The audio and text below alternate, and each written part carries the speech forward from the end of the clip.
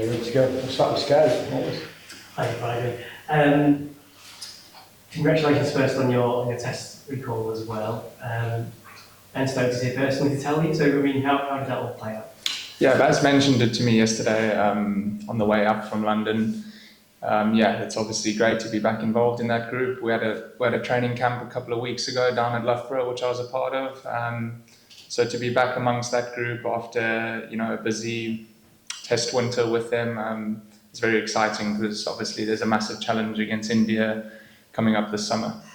And tomorrow at your home ground as well, wearing the England shirt, which is very special feeling already. Yeah, look, obviously, always coming back and playing at Durham is pretty special. Over the last couple of years, a couple of games, for England with the likes of Stokes and Potts and Mark Wood. And always coming back here, seeing familiar faces is always a nice touch. What's the feeling with this squad, especially in the one-day series or a 3-0 whitewash? So fans were all feeling pretty confident. Yeah, look, obviously, the last week has been an incredibly positive period of time for this group over such a short period. Under the new leadership of Harry Brook, everything has pretty much gone according to plan so far.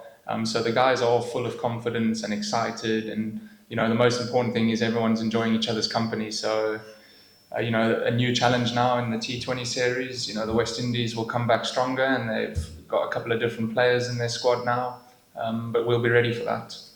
What's Harry been like as a captain as well? We saw lots of changes in the field here and there, but from your perspective. Yeah, look, he sets some different fields and some funky fields, but always with the common goal of trying to get a wicket and trying to be positive in that role. He hasn't changed the way he is amongst the group. He's still himself, which is, I think, a very key thing as a leader of the group. And finally, we did see Ben Stokes out there training with the squad today. Obviously, came out of retirement, hasn't played since 2023 in the white ball game for England. Would you like to see your Durham teammates back in the England squad, maybe? Yeah, of course. You never know what the future holds. I think it's quite fair to say that at the moment, Stokes' main priority is Test cricket, for the next year, and I think that will be his number one focus. Thank you. Rory. Brydon, after the Champions Trophy, you took a good long period of time to get right. Now you've got a few overs back under your belt. How's things shaping up? Are you looking in good order, Dan? Yeah. Ready for these? Yeah. I had a little bit of time off after the Champions Trophy. Probably, more time off than I probably needed, but it was, a period of time where, looking ahead to the summer where, it was going to be quite a busy summer for me. So the plan was always to come back and play, a couple of games for Durham. So I managed to play that championship game for Durham, and then, lead into this white ball series and into the T20. And come the test summer, I would have reached a point where I feel like I'm flying and got enough overs under my belt. It's a tough job as a fast bowler to play 3 formats. You come out of an ODI series, we're on the eve of the T20 series, and you've just been named the Test squad. There's a lot of work for you to get through it. Do you have to be mindful at all about your body and making sure you are able to be 100% whenever you pull the show? Yeah, definitely. I think playing through, all 3 formats is a challenge for anyone. I think, as we work through the summer, I'm going to have to look after myself, and those are always ongoing conversations. But like I say, we've got an incredible support structure and medical staff, and so yeah, look, it's exciting to be part of everything, and I wouldn't change it for the world.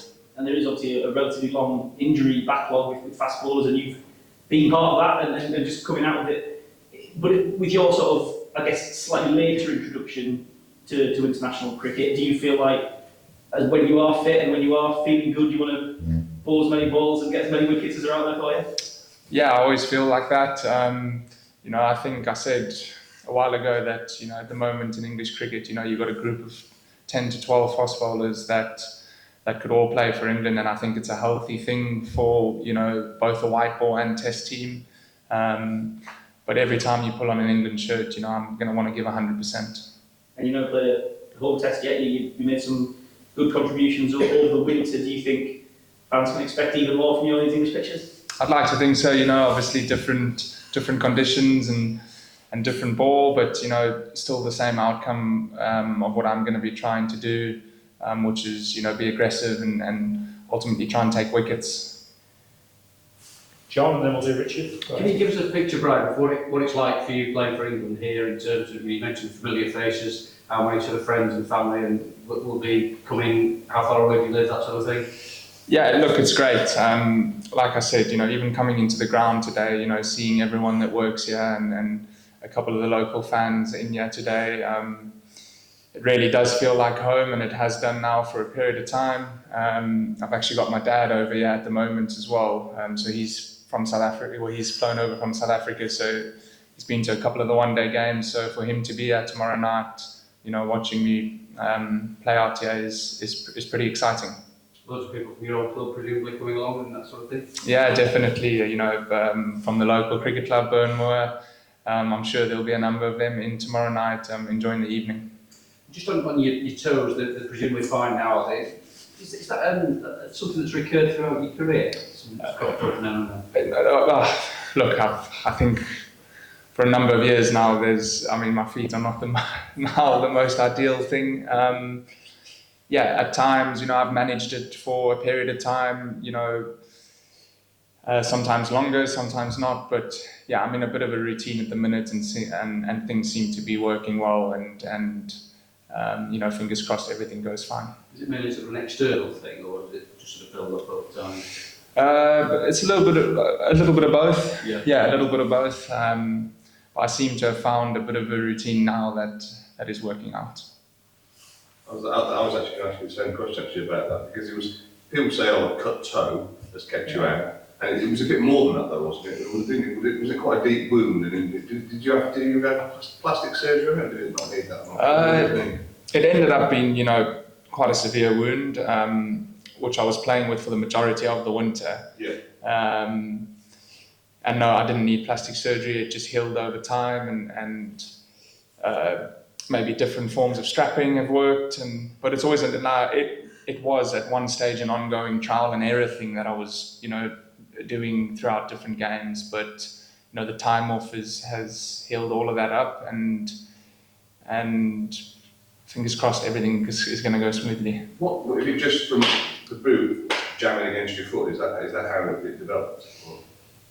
Yeah. It was probably a few different things. Again, which things have slightly changed now. I've gone into a narrower boot. I've positioned the hole in my boot slightly different, and I've got new insoles as well, which is all the information that the specialists over the winter gave to me.